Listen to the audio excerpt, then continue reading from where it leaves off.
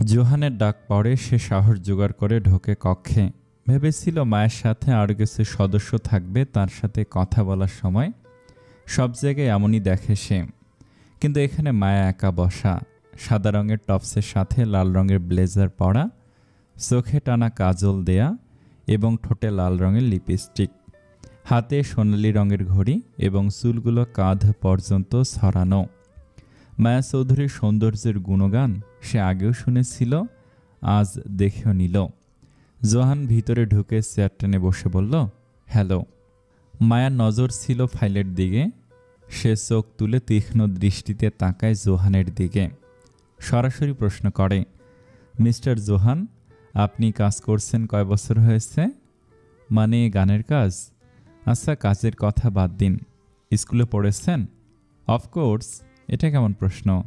Australia থেকে পড়ে এসেছি আমি। তবু আদব শিখলেন না? So sad. কি বলছেন আপনি এসব? উঠে দরজার বাইরে যান এবং জিজ্ঞেস করুন, আসতে পারি? তারপর আপনি ভিতরে আসবেন। আমি আপনাকে বসতে বললে বসবেন? এত ঘুরিয়ে পেঁচিয়ে তার সামনে বসা মেয়েটা এই কথায় আসবে সে ভাবতেও পারেনি। খানিকটা বিরক্ত লাগে তার। সে উত্তর দেয়, আপনার এত সময় বাঁচালাম, আমাকে ধন্যবাদ দেওয়া উচিত। আমাদের কোম্পানির আন্ডারের তারকাদের প্রথমে ভদ্রতা শেখা উচিত। জোহানের বিরক্তি লাগলে উঠতে হলো, কিন্তু মায়া বলল, আচ্ছা বসুন, আমার কাছে এত সময় নেই। মেয়েটা কি পাগল নাকি? একবার এক কথা বলে কেন? মায়া প্রশ্ন করে, আপনি আমাদের কোম্পানি কেন জয়েন করতে চান? আপনারা আমাকে অফার পাঠিয়েছিলেন, সেখানে আমার সবই ভালো লেগেছিল, আর আপনাদের কোম্পানি দ্রুত সাফল্য অর্জন করেছে তাই। এছাড়া আপনাকে অন্য কোনো বড় কোম্পানি অফার দেয়নি? ইসমাত কোম্পানির সাব ইউনিট ছাড়া। ইসমাত কোম্পানি আপনার বন্ধুর, যার দয়া আপনি কাজ করতে চান না। ইমপ্রেসিভ। এমন মানুষ পরিশ্রম বেশি করে। আপনি সব কিভাবে জানেন? বিস্মিত সুরে বলে জোহান। সব জায়গারই খোঁজ রাখতে হয়, আর কিছু বিষয়ে নিজের বুদ্ধির প্রয়োগ করতে হয়। আমাকে একটি গান শোনান। এক্সকিউজ মি, আপনাকে গান কেন শোনাবো? আপনি এখানে আমার সাথে প্রেম করতে এসেছেন। কি বলছেন যাতা? আপনাকে প্রেম করে শোনাতে বলিনি। আপনাকে আমার কোম্পানির আন্ডারে রাখব, সব সুবিধা দেব, আপনার বিরুদ্ধে এত অভিযোগ চলছে তাও সামলাবো। এর পূর্বে দেখতে হবে তো আপনার দৌড় কত দূর। আমার ইনভেস্ট করার পূর্বে আপনার যোগ্যতা যাচাই করতে হবে। আপনি হয়তো ভুলে যাচ্ছেন আমি 10 বছরের বেশি এই ইন্ডাস্ট্রিতে আছি। দেশের সবচেয়ে বড় গায়ক হিসেবে পরিচিত আমি। আপনি এখানে আমার অডিশন নেবেন? আপনার এক্সপেরিয়েন্স যত বছরেরই হোক, কাজ তো আমার অধীনেই করছেন, তাই আমার হিসেবে কাজ করতে হবে। আপনি গান গাইলে গাইতে পারেন, না হলে দরজার সামনে আসে আমার সময় নষ্ট না করে যেতে পারেন। আমার সাথে কাজ করলে সব শুরু থেকে করতে হবে। জোহান কিছু সময় নেয় ভাবার জন্য, এরপর রাজি হয় মায়ের কথায়। চোখ বন্ধ করে গিটার কোলে নেয়, গিটারের তালের সাথে মধুর সুর মেলায়। যে পাখি ঘর বোঝে না উড়ে বেড়ায় বন বাদারে, ভোলা মন মিছে কেন মনের খাঁচায় রাখিস তারে। ও পাখি বাঁধন হারা ছন্ন ছাড়া, বাঁধন হারা মানে না প্রেমের শিকল। ও পাখি 10 দুয়ারে শতমন করে দখল। যে পাখির বোঝে না, যে পাখি ঘর বোঝে না। গানের মাঝে কাশতে শুরু করে সে। মায়া তার দিকে এক গ্লাস পানি এগিয়ে দিল। জোহানেরও তার প্রয়োজন ছিল। বোধহয় গানের পূর্বে একটু পানি খেয়ে আরও ভালো গান গাইতে পারত। সে পানির গ্লাসে চুমুক দিতে মায়া জিজ্ঞেস করে, তো আপনার কোন বন্ধু আমাকে রাক্ষসী বলেছে? প্রশ্নটা শুনতেই জোহানের নাকে মুখে পানি উঠে যায়। সে পানির গ্লাস রেখে আরও কাশতে শুরু করে। নিজেকে সামলে তাকায় মায়ের দিকে। সরি, আপনার কোন বন্ধু বলেছে আমি রাক্ষসী? না না, কোনো বন্ধু বলেনি। ও শুনেছিল কোম্পানির সকলে বলে। তাহলে তো সকলের সাথে সেরকম ব্যবহার করতে হয়। এত সুন্দর নাম দিয়েছে, নামের মর্যাদা তো রাখতেই হবে। যাই হোক, আপনার গান শুনলাম। আপনার গলার স্বর ও গান গাইবার ধরন দুইটাই সুন্দর, কিন্তু কিছু জায়গায় আরও ট্রেনিং প্রয়োজন। আপনাকে প্রথমে 2 মাস ট্রেনিং দেবার পর অ্যালবাম রিলিজ করা হবে। কথাটা শুনে চটে যায় জোহান। কত বড় আমি মিউজিক স্কুল থেকে ট্রেনিং নিয়েছি আপনি জানেন? অনেক বড় বড় গায়কের কাছ থেকে গানের টেকনিক শিখেছি আমি। মায়া ছোট এক নিঃশ্বাস ফেলে, আবার নিজের কাজের ফাইল খুলে বলে, তাহলে আসতে পারেন। যে মানুষ নিজের কমতি স্বীকার না করে নিজেকে সব দিক থেকে পারফেক্ট ভাবে, সে মানুষের সাথে কাজ করা যায় না। কারণ সে মানুষের মাঝে সুপেরিয়র কমপ্লেক্স এসে পড়ে। নতুন কিছু শিখলে আপনি ছোট হয়ে যান না, উল্টো আপনার জ্ঞানের ভাণ্ডার বাড়ে। সফল ব্যক্তিরা যত জ্ঞান অর্জন করে ততই তাদের কম মনে হয়। শিল্পের ক্ষেত্রেও তাই। যে মানুষ নিজেকে শ্রেষ্ঠ ভেবে বুকে অহং পালন করে, সে নতুন কিছু শেখার যোগ্য নয়। আমি রাজি। মায়া চোখ তুলে তাকায় জোহানের দিকে। কি বললেন? আমি রাজি, আপনি ঠিক বলেছেন। নিজের কমতিগুলো স্বীকার করলে আমি ছোট হয়ে যাব না, উল্টো তা শোধরাতে পারবো। গুড। তাহলে আমি চুক্তির কাগজ পাঠিয়ে দেব। আপনার পরে ঠিক মনে হলে স্বাক্ষর করে দিবেন। ভবিষ্যতে একসাথে ভালো কাজ করতে পারবো ইনশাল্লাহ, আশা করি। সে উঠে হাত বাড়ায় জোহানের দিকে। হাত মেলানোর পূর্বে জোহান একটি শর্তই রাখে। কেবল আমার একটি শর্ত আছে, আমার আগের ম্যানেজারই আমার সাথে এই কোম্পানিতে আসবে। আই ডোন্ট কেয়ার, ভালোই হবে। না হলে নতুন ম্যানেজার খুঁজে এমনিতে আমার সময় নষ্ট হবে। জোহান হেসে হ্যান্ডশেক করে, তারপর বেরিয়ে যায়। বের হওয়ার পর সাইদ অস্থির সুরে জিজ্ঞেস করে, মিটিং কেমন হলো? জলদি জয়েন করছি।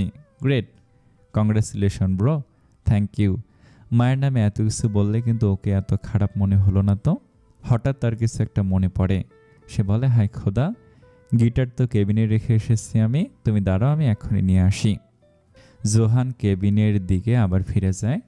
দেখে একটি লোক তার পূর্বেই কেবিনে ঢুকে গেছে। দরজায় টোকা দিতে নিবে তখনই লোকটার কণ্ঠ শুনতে পায়, মায়া, তোর মাথা খারাপ হয়ে গেছে? জোহানের নামে কত কিছু চলছে, এসব জেনে ওকে আমাদের কোম্পানিতে কিভাবে আনতে পারিস? ওর বাবাকে পুলিশ ধরে নিয়ে গেছে, ওদের কোম্পানি ব্যাংক্রাফট হয়ে গেছে, জনগণ ওর ওপর রেগে আছে, ওর ক্যারিয়ারে ফুল স্টপ লেগে গেছে, এরপর আমাদের কোম্পানির সাথে ওর নাম যুক্ত করছিস? মায়া স্বাভাবিক স্বরে উত্তর দেয়, পাপা, তুমি রিটায়ার্ড হয়ে গেছো, এই কোম্পানির চিন্তা এখন আমাকেই করতে দাও। মায়া, ভুলে যাবি না এই কোম্পানি আমি শুরু করেছি, আর আমি মেজর শেয়ার হোল্ডারও। আমার সিদ্ধান্ত তোকে মানতে হবে। পাপা, আমি কেবল নিজের সিদ্ধান্ত মানি, অন্য কারো না। তুমি আসতে পারো।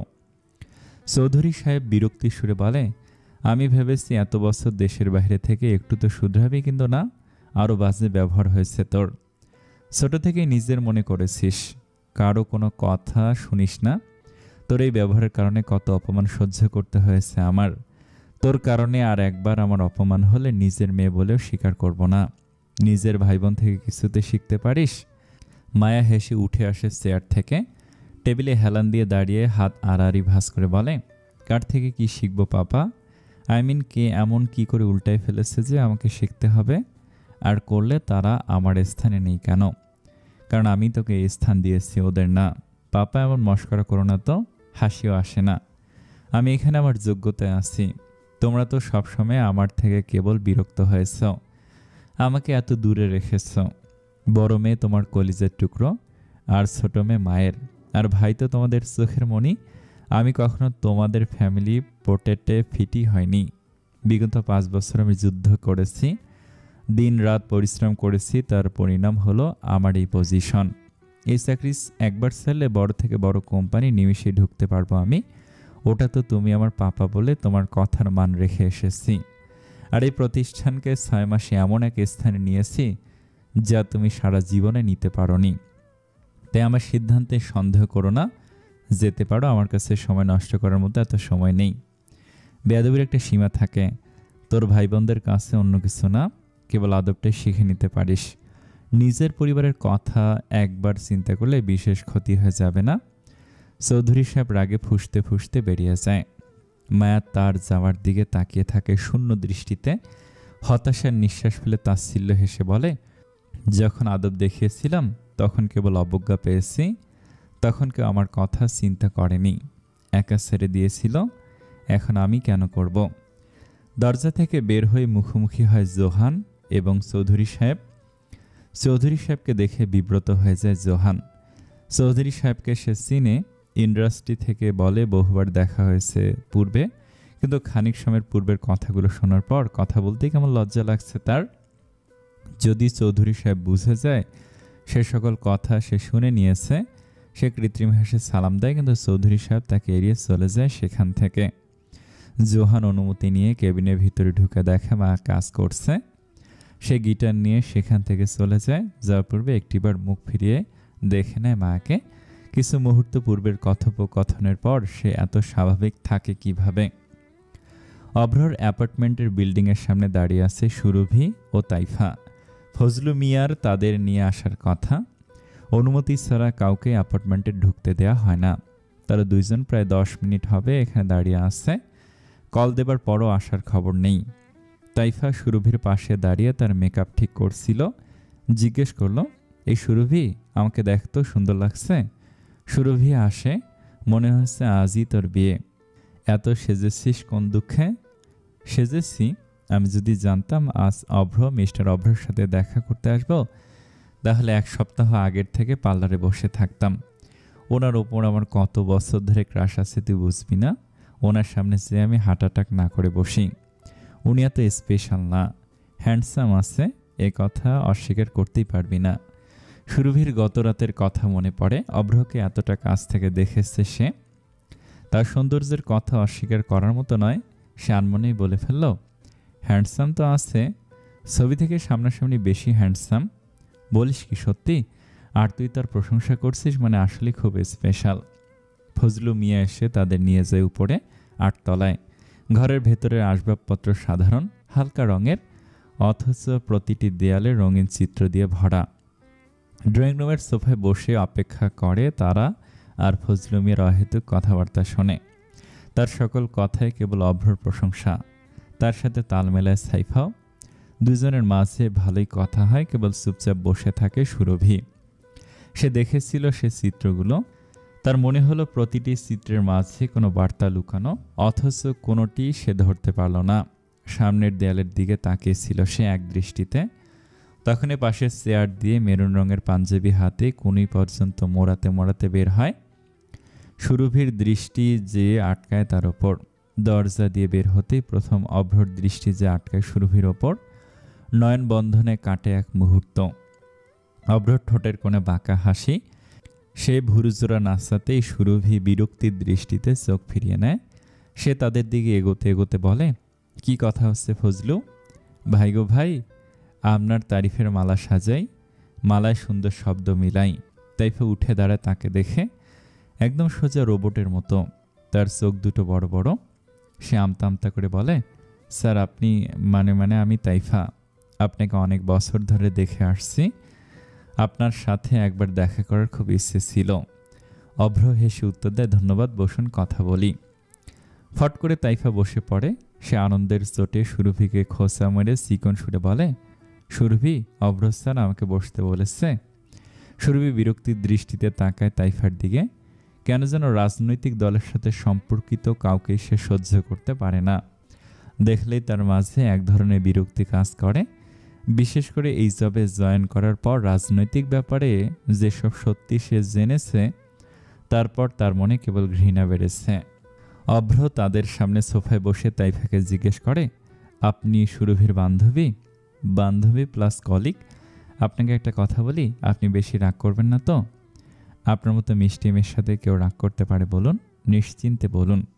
উফ, আপনি কত ভালো। সবার সাথে কত মিষ্টিভাবে কথা বলেন। ধনী গরিব সবাইকে কত সম্মান ও আদরের সাথে কথা বলেন। সুরভি বিড়বিড় করে বলে, কসু করে, সব লোক দেখানো। ওনার আসল রূপ তো গতকাল বের হয়েছিল।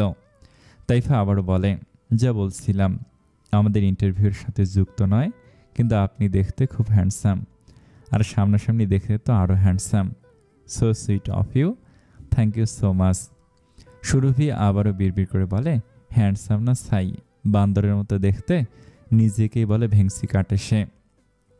সুরভি যখন বলল, আপনি সামনে আরও বেশি হ্যান্ডসাম, তখন আমার বিশ্বাসই হচ্ছিল না। আপনাকে ম্যাগাজিনে এত হ্যান্ডসাম দেখায়, এর থেকে কিভাবে লাগতে পারে? এখন দেখি সত্যি বলেছে। তাইফার কথায় সুরভি বড় বড় চোখ করে ড্যাব ড্যাব করে একবার তাকায় তার দিকে, আবার অভ্রর দিকে। অভ্র তার ঠোঁটের কোণে দুষ্টুমি হাসি আঁকে, ভুরু নাচিয়ে বলে, তাই? সুরভি বলেছে, নাও দ্যাটস ইন্টারেস্টিং। সুরভি ছটফট করে থাকে কথা পরিবর্তন করার জন্য। আমরা যে কাজে এসেছি সে কথা বলি। বলবো, এত তাড়া কিসের? তোমার বান্ধবীর সাথে কথা বলতে আমার ভালোই লাগছে। নিজের প্রশংসা শুনে তাইফা আনন্দে হাসি বন্ধ করতে পারছিল না।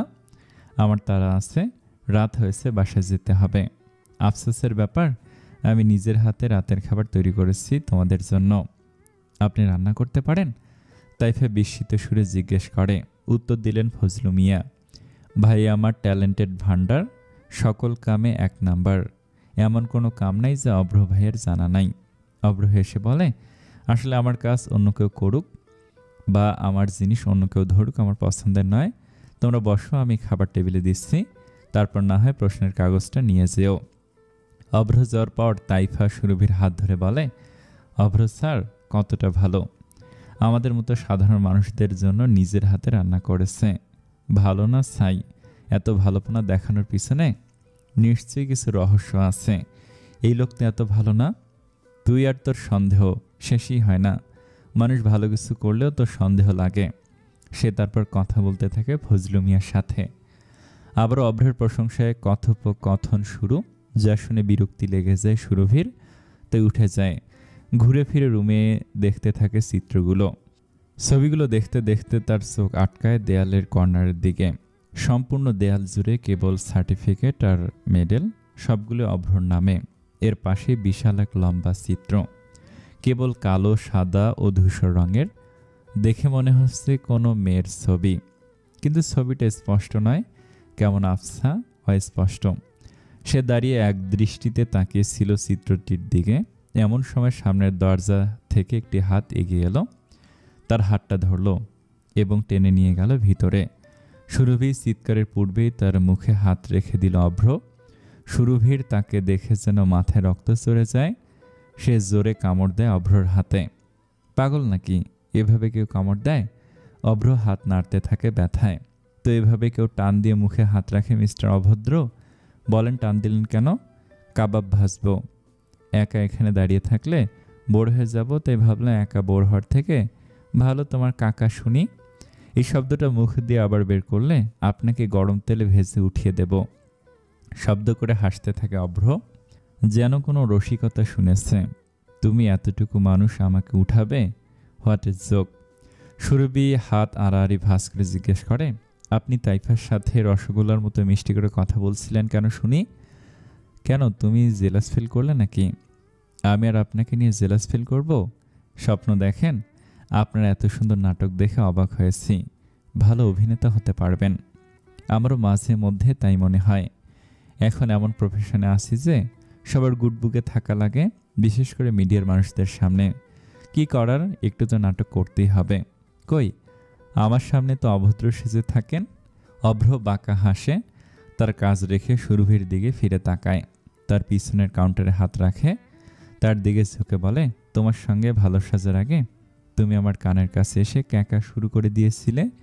মনে আছে তো? অকারণে এসে ঝগড়া বাঁধিয়েছিলে তুমি, নাকি ভুলে বসে আছো? সুরভি হাত দিয়ে অভ্রকে বুকে হাত রেখে তাকে নিজের সরায়। সুরভি হাত দিয়ে অভ্রকে বুকে হাত রেখে তাকে নিজের সরায়, সাবধানতাজনিত দূরত্ব বজায় রাখেন। অভ্র উল্টো তার হাত ধরে আরো কাছে আসে, জিজ্ঞেস করে, না হলে কি আমার প্রেমে পড়ে যাবে? তোমার বান্ধবী তো বলেছিলে, তুমি নিজের মুখ দিয়ে বললে আমি কতটা হ্যান্ডসাম। আমার সামনে এত কঠিন সাজো আর পিছনে এত প্রশংসা। সুরভি চোখ ছোট করে তাকিয়ে থাকে অভ্রর দিকে, তার চোখে মুখে বিরক্তির ভাব। সে হাত মারাতে থাকে। অভ্র আবার বলে, এখনও যেভাবে দেখছো প্রেমে পড়তে বেশি সময় লাগবে না কিন্তু, বলে বাম চোখটা ব্লিম করে সে। আপনি পৃথিবীর শেষ পুরুষ হলেও অন্তত আপনার প্রেমে আমি পড়ব না। তাই? অভ্র সরু দৃষ্টিতে তাকায় তার দিকে, যেন হঠাৎ রেগে গেছে সে। এক পা এগিয়ে আসে সুরভির দিকে, আর সুরভির সাথে সাথে পিছনে যায়। এবার ভীতু দৃষ্টি নিয়ে তাকায়। সে সুরমা চোখ দুটোয় তীক্ষ্ণ চাহনি দেখে বুক কেঁপে ওঠে সুরভির। হাসিতে ছোট হয়ে যাওয়া চক্ষুদায় কেমন মুহূর্তে তীক্ষ্ণ হয়ে গেল। এমনভাবে তাকালো যেন হৃৎপিণ্ড বের করে আনবে। মুহূর্তে এত ভয়ানক দৃষ্টি কিভাবে আনলো লোকটা? আবার পরের মুহূর্তে তাকে অবাক করে দিয়ে হেসে ফেলল। তাকে ছেড়ে দিয়ে পিছিয়ে যায়। তুমি তো বলেছিলে আমি এত ভালো অভিনয় করি যে অভিনেতা হতে পারবো, আর তুমি এত জলদি ঘাবড়ে গেলে। সুরভির যেন সবে নিঃশ্বাস ফেরে। আপনি মজা করছিলেন, আমার জান বের হয়ে যাচ্ছিল। কথাটা যেন আরও বেশি মজা লাগলো অভ্রর। সে শব্দ করে হাসল। বিরক্তিকর লাগলো সে হাসিটি। তার হাসি থামে ফোনের স্ক্রিনে দাদাজানের কল দেখে। সবকিছু বাদ দিয়ে সে কলটি ধরে, কোনো কথা বলে না। কলটি রাখা মাত্র সে সুরভিকে বলে, ভেবেছিলাম এই সপ্তাহে কেবল বুধবার ফিরে আসি, তখন তোমাকে ইন্টারভিউ দেব, কিন্তু এখন মনে হচ্ছে হবে না। আপনি আমাদের কথা দিয়েছিলাম, কিন্তু তখন দাদাজান আমাকে নিজের ফিয়ন্সের সাথে দেখা করে এঙ্গেজমেন্ট ডেট ফিক্স করার জন্য ডাকেনি। মধ্যরাতে শান্ত মনোরম সমুদ্রের ঢেউ দেখে সমুদ্র বিলাস করছিল ইনারা তাদের সমুদ্র রিসোর্টের পানির ওপর। তাই যেদিকে তার দৃষ্টি যে আটকায় সেদিকে নীল ঢেউ খেলানো সমুদ্র। আচমকা সভ্য তাকে পেছন থেকে এসে জড়িয়ে ধরে, তার কাঁধে মুখ ডুবিয়ে বলে, কি দেখছেন মহারানী? স্বপ্ন। এত সুন্দর পৃথিবী কেবল স্বপ্নে হতে পারে, তাই না? কেন? আমি তো নিজের এত সুন্দর পৃথিবীকে নিজের বাহুডোরে আবদ্ধ করে রেখেছি, এটা তো স্বপ্ন নয়। ইনারা হাসে। পিছনে ফিরে সভ্যর কাঁধে হাত রেখে বলে, খুব রোমান্টিক কথা শিখেছেন, তাই না? আমি তো শুরু থেকে রোমান্টিক। হয়েছে, এখন জলদি তৈরি হন। মালদ্বীপের সৌন্দর্যের কথা অনেক শুনেছি, আজ নিজ চোখে দেখব। ভেবে আনন্দে মাতোয়ারা হয়ে যাচ্ছে আমার মন। চলুন না বাইরে যাই, সূর্যোদয় দেখব। সভ্যতার কোমরে হাত আবদ্ধ করে তাকে নিজের কাছে টেনে নেয়। আজ বাইরে যাবার প্রয়োজন নেই, আজ এখানে থাকি, কেবল তুমি আর আমি। সে ইনারার ঠোঁটে চুমু খেতে যাবে, এর পূর্বেই ইনারা তার ঠোঁটের সামনে হাত রেখে বলে, আমরা এখন বাইরে যাচ্ছি, একটু থাকি না। অসভ্যতা আমি একদম করবেন না, যান। ইনারা তাকে ঠেলে জোর করে পাঠালো তৈরি হতে। তারপর মৃদু হেসে বলল, পাগল একটা। সভ্যর আসতে আসতে সেও তৈরি হয়ে নিল। ইনারা ও সভ্য বাহিরে আসে। তাদের সমুদ্রের মাঝে কাঠের সেতু রাস্তা দিয়ে যেতে হয় সব জায়গায়। তার মধ্যে একটি সেতুর রাস্তা সমুদ্র মাছ স্থানেও। ইনারা প্রকৃতির এই অদ্ভুত চিত্র মুগ্ধ চোখ দিয়ে দেখছিল।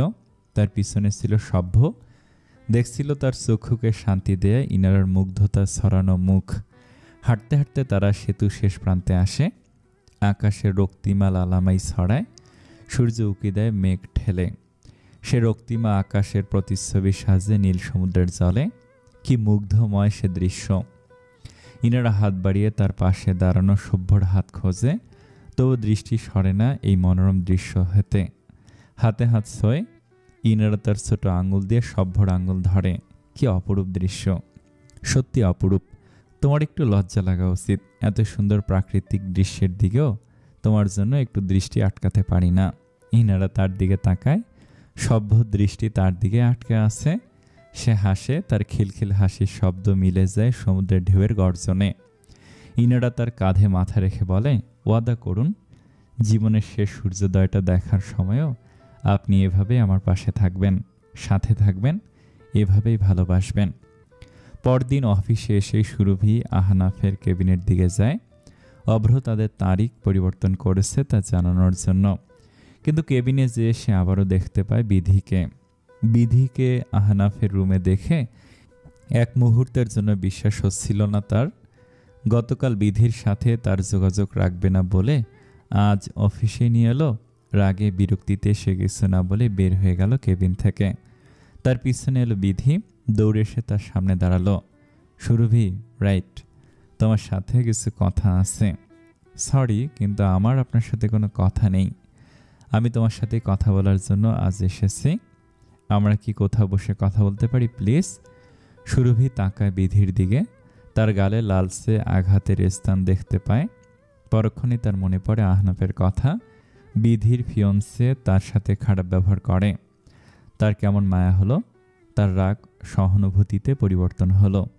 সে মাথা নাড়িয়ে সম্মতি দেয়।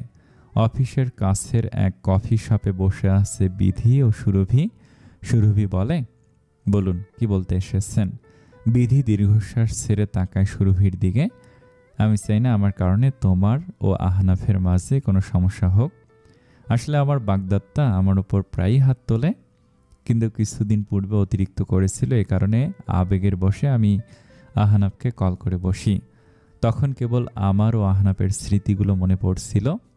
ও আমাকে কতটা ভালোভাবে ট্রিট করত। আমি কখনো তোমাদের মাঝে আসতে চাইনি। এত বছরের বিচ্ছেদের পর ওকে কল করাটাই আমার উচিত হয়নি। যেখানে তুমি আছো ওর জীবনে। I am sorry. এরপর আর এমন হবে না। কিন্তু আমার কারণে তোমাদের মাঝে ভুল বোঝাবুঝি হোক আমি চাই না। তোমরা নিজেদের মাঝে সব ঠিক করে নিও। আপনার বাগদত্তা আপনার উপর হাত তুললে নিজের পরিবারকে জানাননি কেন? কেমন তাচ্ছিল্য হাসে বিধি। আমার ফ্যামিলির ওপর আমার কথা চললে এই মানুষের সাথে বিয়েই ঠিক হতো না। আমি কখনো আহনাবকে নিজের ইচ্ছে ছাড়িনি। যাই হোক, এখন আর এসব কথা বলে লাভ নেই। তুমি আমার জন্য প্লিজ তোমাদের দুইজনের সম্পর্ক নষ্ট করো না। ও সেদিন তোমাকে মিথ্যে বলেছে যে তুমি কষ্ট না পাও। সুরভি, বিধি তার হাত ধরে বলে, তুমি খুব লাকি যে আহনাফকে জীবনসাথী হিসেবে পেয়েছ। ও তোমার খুব কেয়ার করে। সেদিন যখন আমরা দেখা করতে গিয়েছিলাম বারবার তোমার কথা বলছিল যে তোমার কারণে ওর এলোমেলো জীবনটা কত সুন্দর হয়ে গেছে। বিদেশ থেকে আসার পর ওর মায়ের মৃত্যু বেদনা এবং আমার সাথে ব্রেকআপের কারণে ওর জীবন দুর্বিষহ হয়ে গিয়েছিল। তুমি ওর জীবন সুন্দর করেছ। আমার কারণে এই সুন্দর জীবনটা এলোমেলো করে দিও না, আমার অনুরোধ রইল। সুরভি দীর্ঘশ্বাস ফেলে ঠোঁটের কোণে হাসি আঁকে, মাথা নাড়িয়ে হ্যাঁ বলে। বিধিও একগাল হাসি দিয়ে বলে, আচ্ছা তাহলে আমি চাই। তোমার সাথে দেখা করে ভালো লাগলো। খুব মিষ্টি মেয়ে তুমি। বুঝতে পেরেছি আহনাব তোমার এত প্রশংসা করছিল কেন। কথাটা বলেই হেসেছিল বিধি, কিন্তু তার হাসির পেছনে চোখের বিষণ্ণতা স্পষ্ট বুঝতে পারছিল সুরভি। কিন্তু সে কিছুই বলল না, উল্টো হাসি ফেরত দিল। বিধির যেতেই সেখানে এসে হাজির হলো আহনাব। বোধহয় বাহিরে দাঁড়িয়েছিল। সে এসে চেয়ার টেনে বসলো সুরভির সামনে। এসে প্রশ্ন করলো, তারপর কি? আমাকে ক্ষমা করছেন ম্যাডাম? খানিকটা ভাব নিল সুরভি। এখনও না, চিন্তা করে বলবো। চিন্তা করে? আর অপেক্ষা আমাকে দিয়ে সম্ভব না। তুমি জানো অভ্যাস হয়ে গেছে তোমার সাথে কথা না বললেও দম আটকে আসে আমার। তুমি বলো কিভাবে ক্ষমা করবে আমাকে? তুমি বললে আমি সবার সামনে এখানে কান ধরে উঠবাস করতে রাজি। তাহলে তাই করুন। থতমত খেয়েছে আহনাব। তুমি সিরিয়াসলি চাও এই ভরা রেস্টুরেন্টে আমি কান ধরে উঠবাস করি?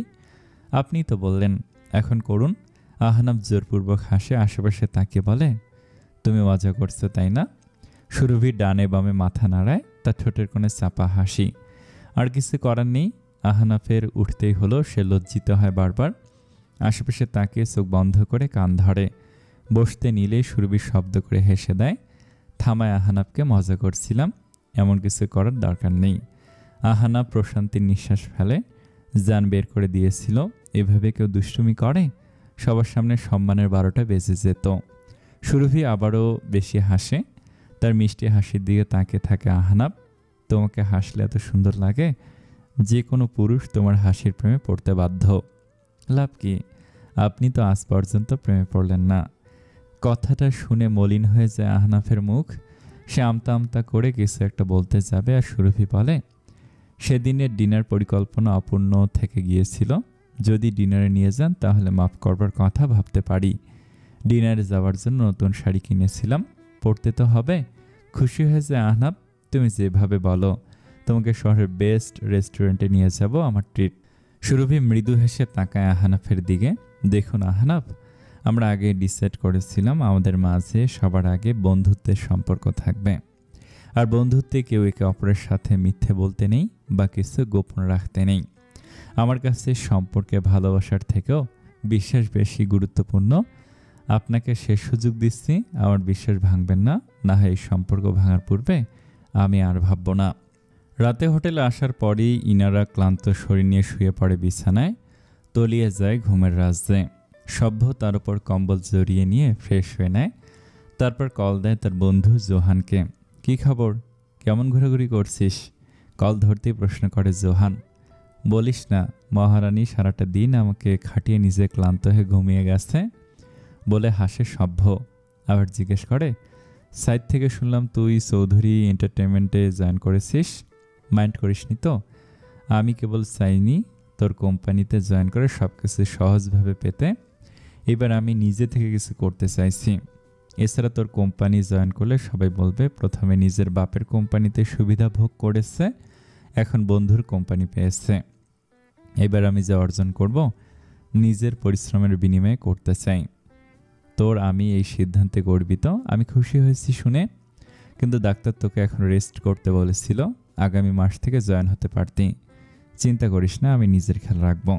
আচ্ছা, মায়া চৌধুরীর সাথে তোর নিশ্চয় দেখা হয়েছে। সে কেমন রে? একদম পাগল, পাগলদের সর্দারিনী। জানিস ও কি করেছে? ঘটনা শোন।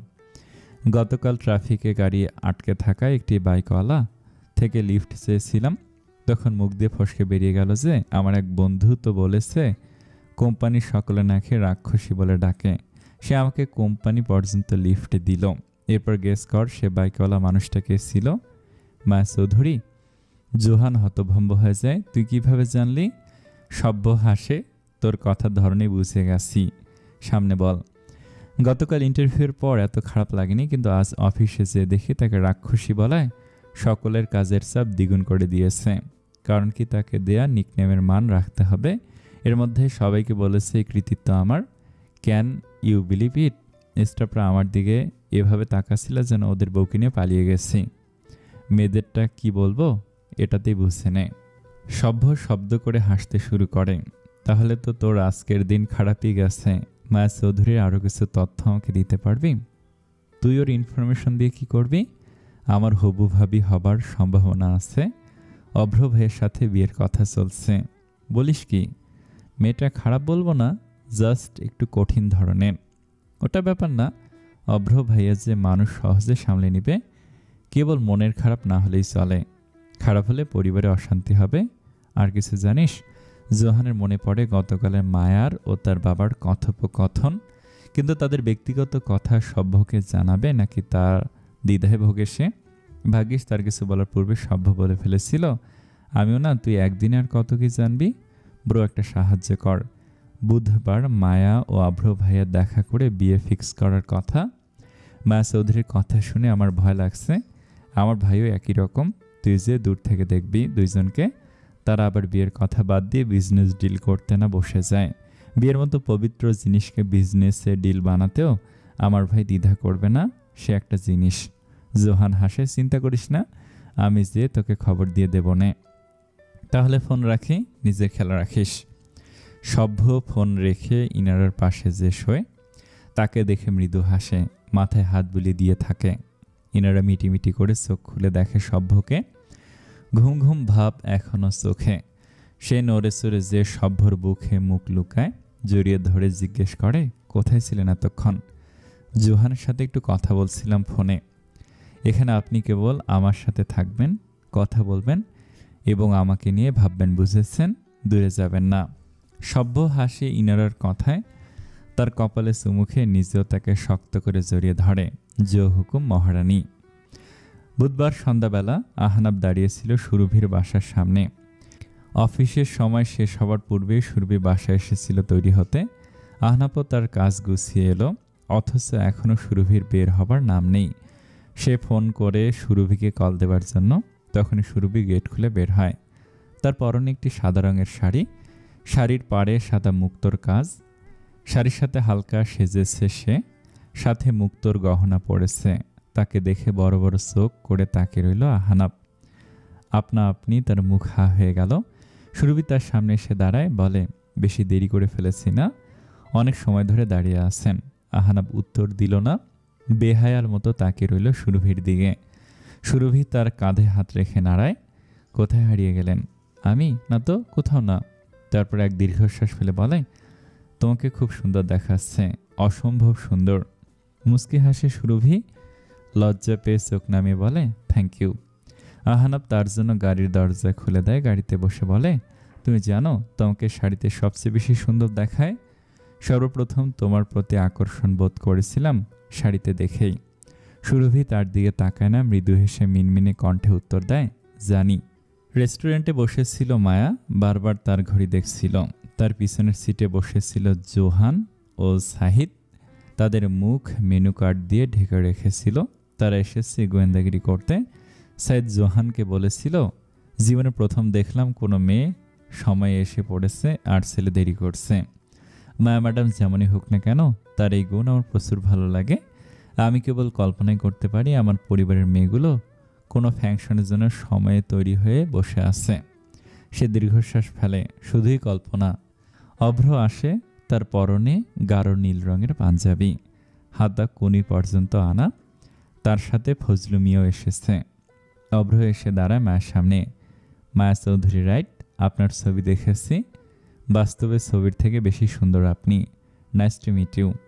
অভ্র হাত এগোয় হ্যান্ডশেকের জন্য, কিন্তু মায়া উল্টো তার ঘড়ি দেখে বলে, ঠিক 14 মিনিট দেরি করে এসেছেন। ফজলু মিয়া বলে, গাড়ি চলে না চলে না চলে না ট্রাফিকে, উড়োজাহাজ তো নাই যে আসুম উড়ে উড়ে। রসিকতার সাথে সুর করে বলে সে। পরক্ষণে মায়ার তীক্ষ্ণ দৃষ্টি দেখে কাসুমুসু হয়ে যায়। সে কাঠ কাঠ গলায় বলে, আপনি বিয়ের জন্য এসেছেন? ফজলু মিয়া লজ্জা পেয়ে বলে, আরে না আপা, কি যে বলেন, ফজলুর বউ তো গ্রামে সুন্দরী শ্রী। Shut up. আপনার বিয়ে না হলে অন্য কোথাও যে বসেন, এখানে আমার সময় নষ্ট করে আপনার কবিতা শুনতে আসেনি। ফজলু এক দৌড়ে পালায় সেখান থেকে। অভ্র হেসে বসে মায়ের সামনের চেয়ারে। বেচারাকে ভয় পাইয়ে দিলেন। শুনেছিলাম রাগলে মেয়েদের বেশি সুন্দর লাগে, আজ দেখেও নিলাম। আপনি নিজের ফেক কমপ্লিমেন্ট পাশে রাখতে পারেন। এইসব প্রশংসায় আমার কিছুই আসে যায় না। কাজের কথা বলি, কারণ আপনি আমার সময় এমনিতে নষ্ট করেছেন। আপনি আমাকে কেন বিয়ে করতে চান এখন এটা বলবেন না? পছন্দ হয়েছে বলে? আপনার সাথে আজ আমার প্রথম দেখা। ও, বুদ্ধিমান আছো। দাদুজনের শর্ত যেন তোমার সাথে বিয়ে করলে আমাকে ব্যক্তিগত কাজের জন্য কিছু সম্পত্তি দিবে। তোমার কথা বলো। তোমাকে দেখেও মনে হয় না অনুভূতির বসে বিয়ের জন্য রাজি হয়েছ। অনুভূতি? তাচ্ছিল্য হাসে মায়া। এইসব ফালতু জিনিস। অনুভূতি থাকলে মানুষ কষ্ট ছাড়া কিছু পায় না। তাই অনুভূতি শূন্য হয়েছে আমি অনেক আগেই। আমার কাছে প্রেম ভালোবাসার বা কোনো রকম অনুভূতির আশা রাখবেন না। আমি কেবল নিজের কাজে মতলব রাখব। আর আমার স্বার্থে আপনার সাথে বিয়ের জন্য রাজি হয়েছি। আমার কাছে ক্ষমতা আছে, আর ক্ষমতা কারণ না ভালো লাগে। আপনার সাথে বিয়ে করলে আমার মুখের উপর কেউ কথা বলতে পারবে না। ওয়েল, পাওয়ার তো আমারও খুব পছন্দ। তোমাকে পছন্দ হয়েছে আমার। আমার মুখের উপর কথা বলার সাহস সহজে কেউ পায় না। তুমি দ্বিতীয় মেয়ে, তাই? তাহলে প্রথমজনকে? সুরভি ও আহানা বসে আছে রেস্টুরেন্টে। এই রেস্টুরেন্টের ভেতরের সাথে সাথে বাইরেও বসার স্থান আছে। বাইরে গার্ডেন, কৃষ্ণ মেঘ দখল করা খোলা আকাশের নিচে বসে আছে তারা। এখানে আরও কতগুলো কাপলও বসে আছে। জায়গাটা বেশ সুন্দর। আশেপাশে গাছপালায় ভরা, রঙিন ফুলে ভরা। গাছপালা ফেরি লাইট দিয়ে সাজানো। একটি চিকন পুকুরের মতো করে এর উপর সেতু বানানো আছে। সাথে মিষ্টি হাওয়ায় মাতোয়ারা দোলা তো আছে। সুরভি চিন্তিত সুরে জিজ্ঞেস করে, এত দামি রেস্টুরেন্টে আসার প্রয়োজনটা কি ছিল? তোমার অভিমান ভাঙাতে হতো, তাই দাম ইগনোর করেছি। আমার অভিমান ভাঙানো এত দামি না। আপনি জানেন এমন অযথা টাকা খরচ আমার পছন্দ নয়। আচ্ছা, এসে তো পড়েছি, এখন বলো, কি বলবো? যা ইচ্ছা। আহনাব তার গালে হাত রেখে তাকায় সুরভির দিকে। সুরভি হাসে। এরপর কিছু একটা ভাবে সে বলে, আমি জানি না এখন কথাটা বলে ঠিক হবে নাকি, কিন্তু সকাল থেকে একটা কথা মাথায় ঘুরঘুর করছে। কোনো কিছু করে এই কথায় মাথা থেকে সরাতে পারছি না। কি? নির্দ্বিধায় বলো। বিধিকে নিয়ে। তার বাগদত্ত তার উপর অত্যাচার করছে, ব্যাপারটা সহ্য করার মতো না। এখন এমন কিছু করলে পরে কি করবে? আমার মনে হয় ওকে সাহায্য করা উচিত। আমি ভেবেছিলাম তুমি ওকে সহ্য করতে পারো না।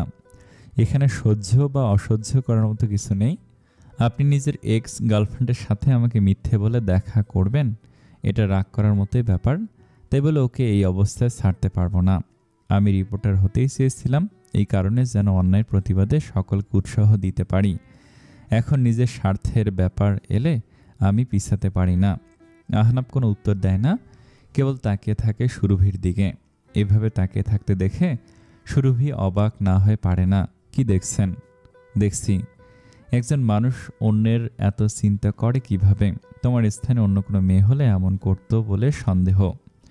জোরে হাওয়া বইতে শুরু করে, আকাশে মেঘ গর্জে, বিদ্যুৎ জ্বলতে শুরু করে আসমানে। আহনাব চিন্তিত সুরে বলে, কি অবস্থা? বৃষ্টি আসবে বোধহয়। আমাদের সুন্দর সময় কাটানোটা প্রকৃতির বোধহয় সহ্য হয়নি, ভেতরে চলো। কেন?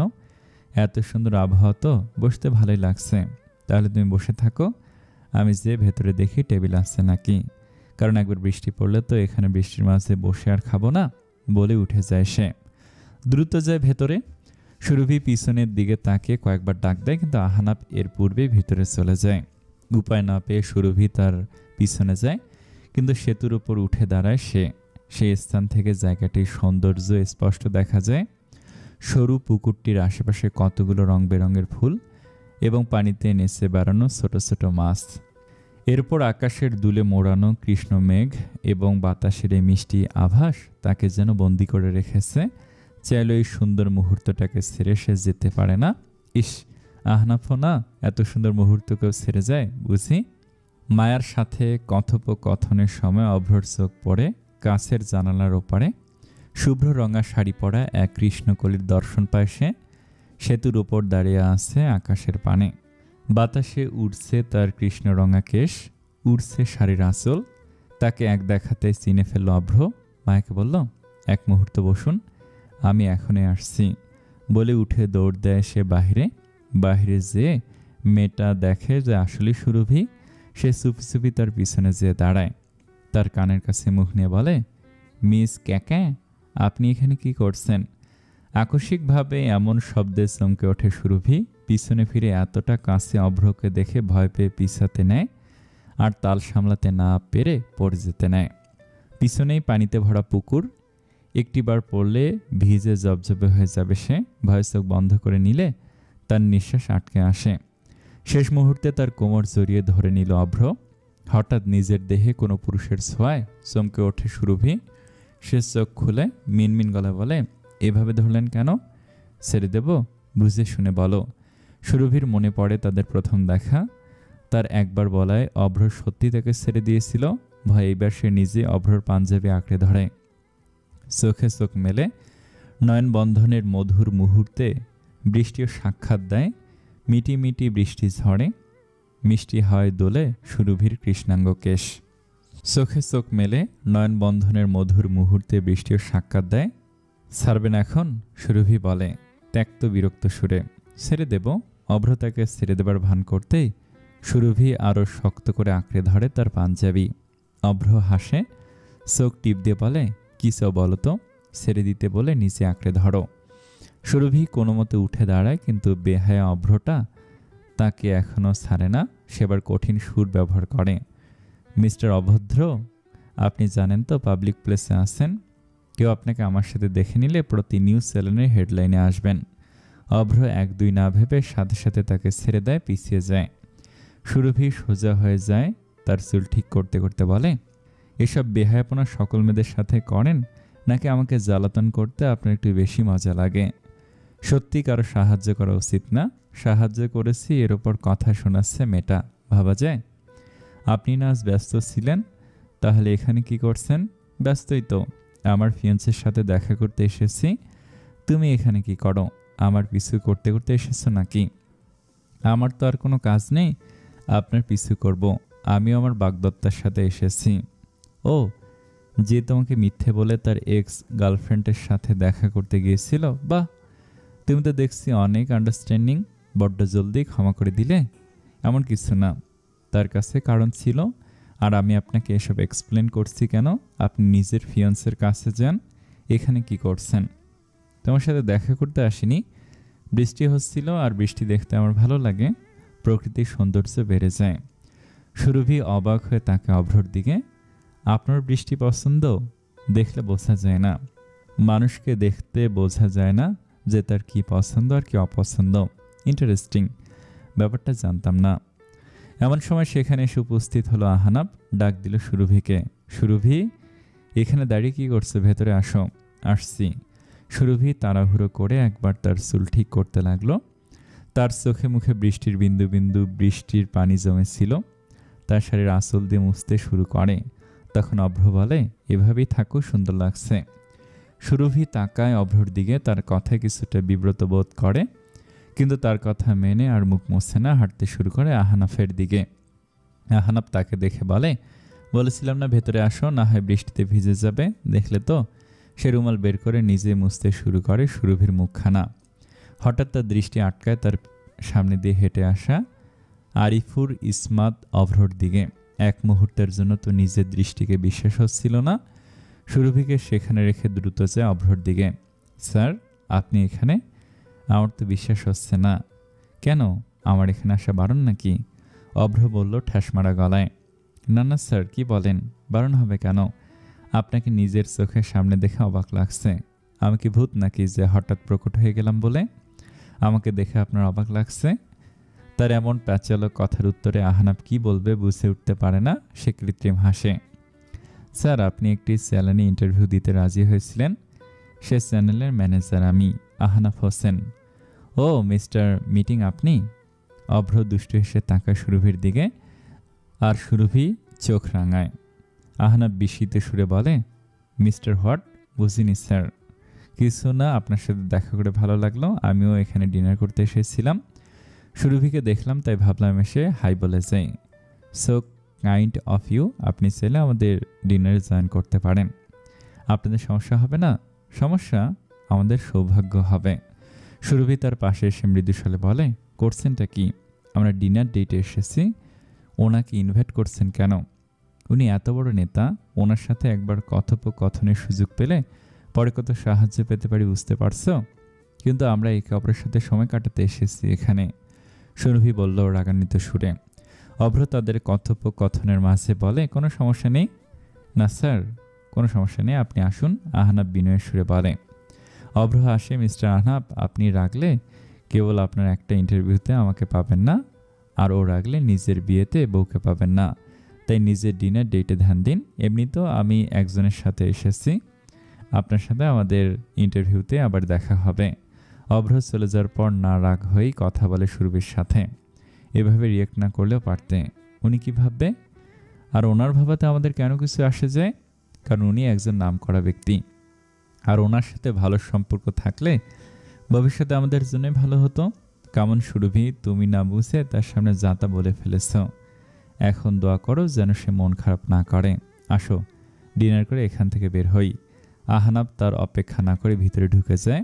কথার ধরনে বিরক্তি স্পষ্ট। সুরভির মন খারাপ হয়ে গেল। আজকের বিশেষ দিনটা নিয়ে তার মনের ভিতর উল্লাসটা পাচ্ছে না। তবু ভেতরে গেল, এতটুকু কথায় হঠাৎ রাগ করে এখান থেকে বেরিয়ে যেতে পারে না। অব্র ভেতরে যেয়ে মাকে বলল, বেশিক্ষণ অপেক্ষা করলাম না তো? করিয়েছেন, কিছু করার নেই। পরিচিত কাউকে পেয়েছিলাম তাই যে হ্যালো বলতে হলো। অভ্র দেখে সুরভি ভিতরে ঢুকছে। তারা 2 টেবিল ছাড়িয়ে কোনায় যেয়ে বসল। তার দৃষ্টি অনুসারে তাকায় মায়াও। তীক্ষ্ণ হেসে বলে, আপনার ইন্টারেস্ট দেখি এখান থেকে ওখানে বেশি। কে আপনার পরিচিত কেউ? ছেলেটা না মেয়েটা? কেন, এখন থেকে পজিটিভ নাকি? ও তাহলে মেয়েটাই, বুঝলাম। দেখুন মিস্টার অভ্র, আমার কিছু আসে যায় না আপনি কার দিকে তাকান বা কার সাথে কথা বলেন। আমি বিয়ে কেবল নিজের লাভের জন্য করছি। আমি তখনই আপনাকে বিয়ে করার জন্য রাজি হব যখন আপনি আমাকে ওয়াদা করবেন আমার কোনো রাজনৈতিক সাহায্য লাগলে আপনি আমাকে সাহায্য করবেন। That's it. কাজের পরিবর্তে শর্ত দেয়া তো আমার কাজ। অন্য কেউ আমাকে শর্ত দিচ্ছে, এর অভিজ্ঞতা তেমন নেই। সবারই নতুন অভিজ্ঞতার প্রয়োজন। তো কি বলেন, রাজি তো? রাজি। আপনার কোম্পানির কোনো সাহায্য লাগলে আমি সবসময় সাহায্য করব। কোম্পানির সাহায্যতে আমার কী লাভ? আমি কোম্পানির মালিক তো না। তাদের নিয়ে চিন্তা করার সময় বা এনার্জি কোনোটাই আমার নেই। আপনি কেবল আমার সাহায্য করবেন, আর আমি এই কথা লিখিত চাই। লিখিত? আমার কথার উপর আপনার বিশ্বাস নেই? নেতার কথার উপর বিশ্বাস করার মতো বোকা আমি নই। এটাও ঠিক। So deal confirm. অভ্র হাত বাড়ায় হ্যান্ডশেকের জন্য। এইবার মায়াও হেসে হ্যান্ডশেক করে। কনফার্ম। জোহান আর সাইদ তাদেরই দেখছিল এবং কথা শুনছিল। জোহান তাদের কথোপকথন শুনে থতমত খেয়ে যায়। এরা কি বিয়ের কথা বলতে এসেছে নাকি বিজনেসের? মনে হয় জীবন একসাথে কাটানোর প্ল্যান না, বিজনেস ডিল করতে। সাইদা মাথা চুলকে বলে, এদের কথা শুনে তো মাথা ঘোরাচ্ছে। এরা কি ভাই? দুইটার মাথাতেই গন্ডগোল আছে, একসাথে থাকবে কিভাবে? সাইদের চোখ যায় হঠাৎ সুরভি আর আহনাফের ওপর। হায় খোদা, আমার বোনেরও এখানে আসতে হতো। আর রাতে এত সেজে গুজে ডিনার করতে আসছে, তাই না? বাসায় যে বোঝাচ্ছি ওকে। সেটা ব্রো, তোমাদের বাছাই করা ছেলের সাথে আসছে তো কি? সারাদিন তো অফিসে একসাথে কাটায়, এরপর এত ঘোরাফেরা কিসের? জোহান বিরক্ত হয়ে তাকায় সাইদের দিকে। ব্রো, সভ্য আমাদের মায়া ও অভ্র ভাইয়ের গোয়েন্দাগিরি করতে পাঠিয়েছে, তোমার বোনের না। মায়া এবং অভ্র রাতের খাবার শেষে উঠে যায়। অভ্র যাওয়ার পূর্বে জিজ্ঞেস করে, তোমাকে ড্রপ করে দেব? নো থ্যাঙ্কস, আমার কিছু কাজ আছে, আপনি যেতে পারেন। ওকে। অভ্র ফজলু মিয়াকে কল করতে করতে বের হয়। আহানব তাকে দেখে যে সুরভিকে বলে, সত্যি সুরভি, তখন এমনভাবে বিহেভ করা উচিত হয়নি তোমার। অভ্র স্যার যাওয়ার পূর্বে একবার তাকালো না আমাদের দিকে। আজব তো, উনি আমাদের দিকে তাকাবেন কেন? বেশি কথা বলো না তো। উনি শুধু রাগ না করুক, রাগ করে যদি আমাদের ক্ষতি করে দেয়। বেশি চিন্তা করছো তুমি, আর তুমি কথা বলার আগেও চিন্তা করো না। এবার খেপে যায় সুরভি। সে ব্যাগ থেকে কিছু টাকা বের করে টেবিলে রেখে উঠে দাঁড়ায়। আমার কথা শুনতে এতই বিরক্ত লাগলে নিজে একা একাই ডেট এনজয় করো, আমি গেলাম। সুরভি, এখানে তামাশা করো না। সুরভি, সুরভি শোনো তো। সুরভি দাঁড়ায় না, রেগে মেগে বেরিয়ে যায়। বাইরে যেতেই দেখতে পায় অভ্র দাঁড়িয়ে আছে, ফোনে কিছু কাজ করছে। তাকে দেখে আবারও রাগ ওঠে সুরভির। লোকটাকে কে বলেছিল তার সাথে এসে কথা বলতে? সেই প্রধান কারণ আজকের এত বিশেষ সন্ধ্যাটাকে নষ্ট করার। সে অভ্রর উপর ধ্যান না দিয়ে পাশ কাটিয়ে গেল। মিস কাকা, এত জলদি আপনার ডেট শেষ হওয়ার তো কথা না, আমার জন্য বসে এত জলদি বেরিয়ে এলেন। অভ্রর কথা এবার রক্ত মাথায় উঠে যায় সুরভির। সে তার সামনে যেয়ে দাঁড়ায়, মুখের ওপর হাত তুলে বলে, আপনি আমার আশেপাশে আসবেন না আর। কেন? তোমার প্রেম প্রেম ফিল আসে নাকি? আমি কাছে থাকলে?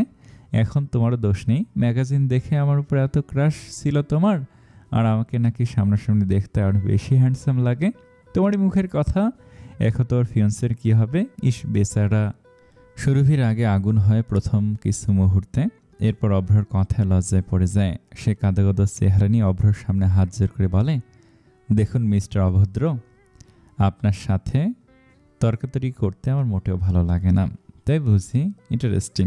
আমি তো ভেবেছি এটা তোমার ফেভারিট কাজ। তর্কাতর্কির সময় আমাকে এত কাছ থেকে যে দেখতে পাও, উফ বিরক্তিকর। আপনার সাথে কথা বলাটা চরম বিরক্তির কাজ। সে হাঁটতে শুরু করে আর অভ্র ডাক দেয়, এই মিস কাকা, লিফট লাগবে? আপনার কিছুই লাগবে না, কেবল আমার পিছু ছাড়ুন। সুরভি হাঁটতে থাকে, একটিবারও পিছু ফিরে তাকায় না। অভ্র বাঁকা হেসে বলে, কিছু সময় পর নিচে এসে লিফটে চাইবে আমার কাছ থেকে। অভ্র যাবার পর মায়া চৌধুরী উঠে যেয়ে দাঁড়ালেন জোহান ও সাইদের টেবিলের সামনে। হাত আড়াআড়ি ভাঁজ করে কঠিন কণ্ঠে জিজ্ঞেস করলেন, সো মিস্টার জোহান এবং অ্যাসিস্ট্যান্ট সাইদ, আপনারা দুইজন এত সময় ধরে আমার উপর নজর রাখছেন কেন জানতে পারি? তাদের মুখের সামনে এখনও ম্যাগাজিন দেয়া ছিল। সাইদ চিকন সুরে বলে, সাইদ? কে সাইদ? আপনি আমাদের ভুল করে অন্য কেউ ভেবে ফেলেছেন। মায়া তার হাত থেকে ম্যাগাজিনটা নিয়ে তীক্ষ্ণ দৃষ্টিতে তাকে বলে, আমি ভুল করি না মিস্টার সাইদ। সাইদ তাকে দেখে ড্যাব ড্যাব করে কিছু সময় তাকিয়ে রইল, আর এক দৌড়ে পালায় সেখান থেকে। জোহান ম্যাগাজিন নামিয়ে অবাক হয়ে বলে, আর ইউ সিরিয়াস? আমাকে এভাবে রেখে চলে গেলে? মির্জাফরও তো এত মির্জাফরগিরি করে না। সে ভয়ে ভয়ে তাকালো মায়ের দিকে। আমরা এখানে ডিনার করতে এসেছিলাম, সভ্যর কথায় আপনার উপর নজর রাখতে না, বলে জিহ্বায় কামড় দেয় জোহান। আমি ইডিয়েট, যে শাস্তি দেবার দিতে পারেন। আগামী 1 মাস রাত 10টা পর্যন্ত আপনার ট্রেনিং হবে। নো, এ ট্রেনার একটা খাটাস, আপনার থেকেও বেশি। আই মিন ওনার সাথে যতটুকু সময় কাটাই ওইটা শাস্তির কম না। এর উপর আপনি 2 ঘন্টা সময় বাড়তে পারেন না। একদম আমি পারি 10:30, আরেকবার কিছু বললে 11টা হবে। Happy training. মায়া হাঁটতে শুরু করে, তার পিছনে আসে জোহানো। আপনার নাম তো মায়া, আমার প্রতিও একটু মায়া দয়া দেখান। আমার নাম মায়া, কিন্তু আমার মনে কোনো মায়া নেই। ওকে, বাট আপনি কখন বুঝেছেন যে আমরা এখানে বসে আছি? আপনাদের এসে বসার পর থেকে। তাহলে কিছু বলেননি কেন? মায়া আর চোখে তাকায় জোহানের দিকে, তীক্ষ্ণ হেসে বলে, দেখতে চাইলাম আপনারা কত বড় ইডিয়েট। প্রবেশদ্বার থেকে তারা বের হতে নিবে আর দরজায় থেমে যায় মায়া। তাদের সামনে থেকে আরেকটি জুটি আসছিল হাসি খুশি, কিন্তু মায়াকে দেখে তাদের হাসি মলিন হয়ে যায়। তারা হাত ধরেছিল, তাকে দেখে হাত ছেড়ে দেয়। তার সামনে এসে দাঁড়াতে বিব্রত বোধ করে। ছেলেটি নম্রস্বরে জিজ্ঞেস করে, মিষ্টি? দীর্ঘশ্বাস ফেলে সে। কতদিন পর দেখা হলো, কেমন আছিস? তার পাশের মেয়েটাও এসে তার হাত ধরে জিজ্ঞেস করে, আমাদের অনেক বছরের কথা হয়নি, কত পরিবর্তন হয়ে গেছিস। মায়ের চোখে মুখে বিরক্তি স্পষ্ট। সে মেয়েটার হাত ঝটকায় সরিয়ে দেয়, কঠিন গলায় বলে, রাস্তার মাঝখানে দাঁড়িয়ে থাকলে মানুষ যাতায়াত করবে কিভাবে? মিষ্টি, ও তোর সাথে সুন্দরভাবে কথা বলতে চাইছিল, তাহলে এত রুড না হতেও পারিস তুই। Give me a way out, আদেশের সুরে বলে মায়া। ছেলেটা আবারও দীর্ঘশ্বাস ফেলে এবং জায়গা দেয় মায়াকে। জোহানও আসে তার পিছনে। সে লোক আপনাকে মিষ্টি বলে ডাকছিল কেন? লোকটা কি চিনেন আপনি? সে লোক এই রেস্টুরেন্টের মালিক, আমার কোম্পানির মেজর শেয়ার হোল্ডার এবং আমার এক্স ফিয়ন্সে। ও, হঠাৎ জোহান সে শব্দটা মনে করে চমকে ওঠে। হোয়াট? তোমার ফিয়ন্সে? সে তো অন্য মেয়ের সাথে। জানি। এই রেস্টুরেন্টে আমাদের এঙ্গেজমেন্ট ভেঙেছে এবং সেদিনই সে আমার ফ্রেন্ডের সাথে এঙ্গেজমেন্ট করেছে। Dramatic right? জোহানের খারাপই লাগে মায়ের জন্য। I am sorry. Sorry for what? আমি তো চাইতেমে না ওরা আমাকে এখানে দেখুক, এজন্যই তো এই রেস্টুরেন্টে এসেছি। একটু তাড়াতাড়ি এলেই হতো। অভ্র থাকলে বেশি ভালো হতো। যাই হোক, আমাকে যেহেতু এখানে দেখেছে সেহেতু খোঁজ তো নিবেই। আজ জানবে এমন নামকরা বংশে আমার বিয়ে হচ্ছে, তা ক্ষমতাশালী ব্যক্তির সাথে। আফসোস তাদের কষ্টমাখা মুখখানা দেখতে পারবো না, বিশেষ করে তার বাবার। আমার এঙ্গেজমেন্টে ওদের সবাইকে আমার নিজে যে দাওয়াত দেওয়া উচিত, তাই না? সে তাকায় জোহানের দিকে, তীক্ষ্ণ হাসে। সে হাসিতে এক ধরনের তৃপ্তির ছোঁয়া। সে জিজ্ঞেস করে, আপনার কি মনে হয় যাওয়া উচিত? জোহান কি বলবে বুঝতে পারে না। সে অসহায়ভাবে হাসে। আমি কি বলবো? আর কিছু বললেও আপনি তো মানবেন না। একদম ঠিক উত্তর। আমি যতটা ভেবেছি আপনি এত বড় ইডিয়েটও না বোধ হয়। সুরভি দাঁড়িয়ে আছে রাস্তার এক পাশে। গাড়ি এই দ্রুত আসছে এবং যাচ্ছে, রিক্সা নেই, সিএনজিও একটু দাঁড়াচ্ছে না। এর মধ্যে বৃষ্টির গতি বাড়ছে, বাতাসের তীব্রতা বাড়ছে।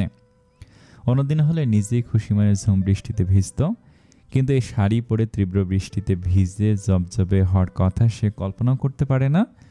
হঠাৎ তার সামনে এসে দাঁড়ালো লম্বা একটি কালো রঙের গাড়ি। গাড়ি থেকে ফজলু মিয়া বের হয় একটি ছাতা নিয়ে। আপা গো আপা, বৃষ্টিতে ভিজা হইয়া যাইতেছেন চুবা চুবা। আহেন, ভিতরে আইয়া বহেন। আমার অভ্র ভাই বড্ড দিলিদার, লিফট দিয়ে দেব আপনি চাইলে একবার।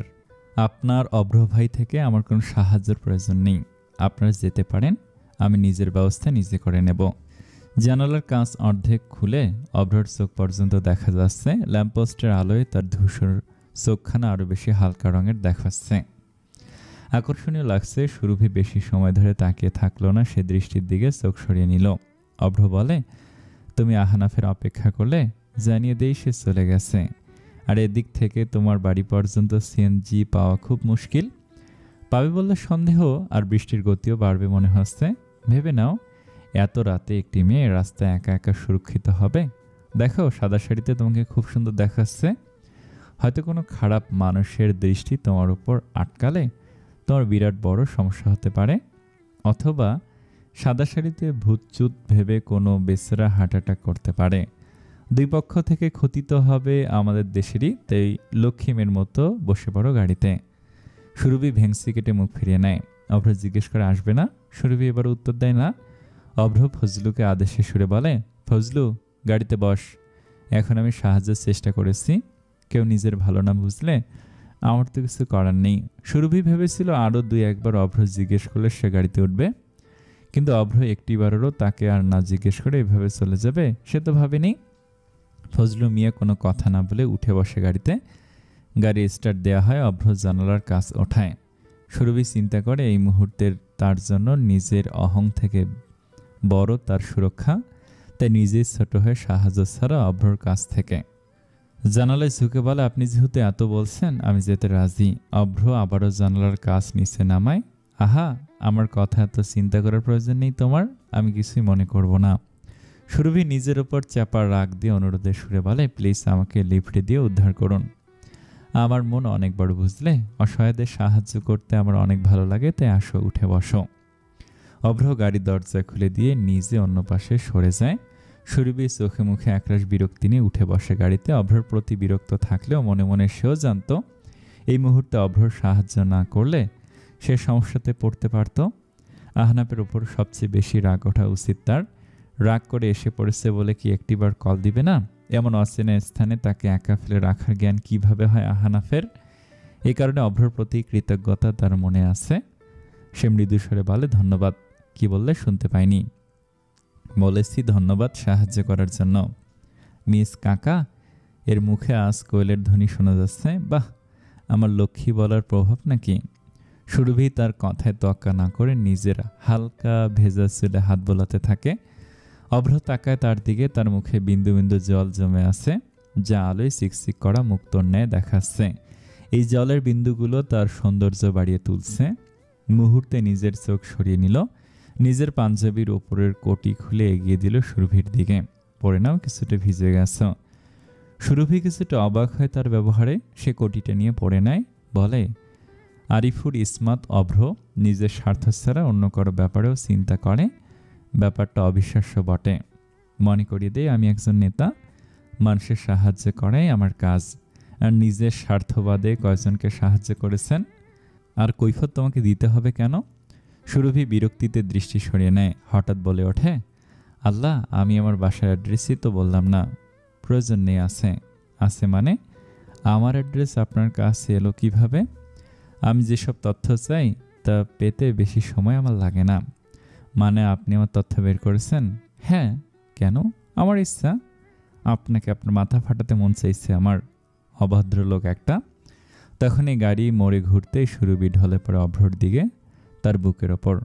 অভ্র তাকে সাবধানে ধরে বলে, আর এই অভদ্র লোকের বাহুডোরে আসতে তোমার অনেক ভালো লাগে, তাই না? এই কারণে তো ইচ্ছে করে এসে ঢলে পড়ো আমার ওপর। সুরভি তাকায় তার দিকে ত্যক্ত বিরক্ত হয়ে। তার চোখে চোখ পড়ে। সে সুরমা চোখে একরকম মুগ্ধতা ছড়ানো ছিল, সে দৃষ্টি যেন মাদকতাময়। সুরভি চেয়েও দৃষ্টি সরতে পারল না। হঠাৎ তার হৃৎপিণ্ড স্পন্দিত হতে ভুলে যায়। অভ্র তার হাত মুখ ছুতেই সুরভির ধ্যানভঙ্গ হয়। সে দ্রুত সরে যায়, লজ্জায় গাড়ির অন্য পাশে যেয়ে বসে সংকুচিত হয়ে। তার বুকের ভেতরটা এমন ধুকপুক করছে কেন? এ তো ভালো লক্ষণ নয়। তার বিয়ে ঠিক হয়েছে আহনাফের সাথে, অন্য কোনো পুরুষের কারণে তার হৃদস্পন্দন এমন বাড়তে পারে না। অন্য পুরুষের কথা ভাবাও তার জন্য অন্যায়। হঠাৎ ফজলু মিয়া বলে, আপা, আমার অভ্র ভাই দেখতে কঠিন হইলে কি হইব? তারে জানলে সে রসিক মানুষ আছে, মানতে হইব। কি কন? সুরভি উত্তর দেয় না। সে কথা বললেই কথা বাড়বে, তাই কথা বাড়িয়ে নিজের পায়ে কুড়াল মারার ইচ্ছা নেই তার। তাই সম্পূর্ণ রাস্তা একদম চুপ কাটায় সে।